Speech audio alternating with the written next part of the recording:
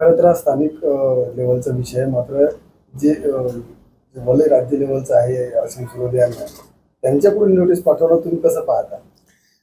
आता मागच्या त्या प्रकाश आंबेच्या प्रकरणापासून हे भूत नाव हे काय असीम सरोदे अर्धा हिंदुस्थानी अर्धा पाकिस्तानी नाव मला पाहायला मिळालं. आता त्याला आमच्याशी खेळायचंच आहे तर आम्ही पण कोर्टाने सक्षमपणे खेटू त्याला.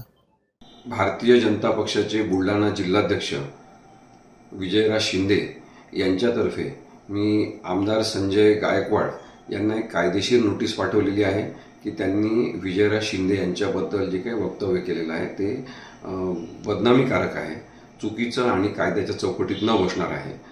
त्या संदर्भात कायदेशीर उत्तर ते देतीलच अशी अपेक्षा आहे.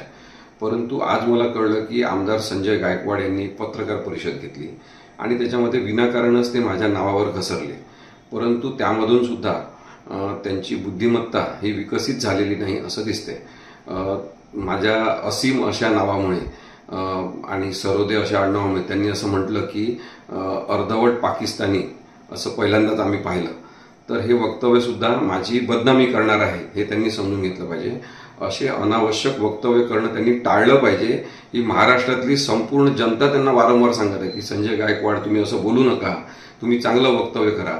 लोकप्रतिनिधी आहेत, ते कायदेमंडळात ते बसतात, परंतु त्यांची भाषा नेहमी बेकायदेशीरपणाची, वागणूक नेहमी बेकायदेशीरतेकडे जाणारी अशी का आहे असा प्रश्न महाराष्ट्रातल्या लोकांना पडलेला आहे. आता माझ्या नावाबद्दल त्यांनी म्हटल्यामुळे मला हे सगळ्यांना सांगणं आवश्यक आहे की संजय गायकवाड यांचा संस्कृतीशी काही संबंध नसेल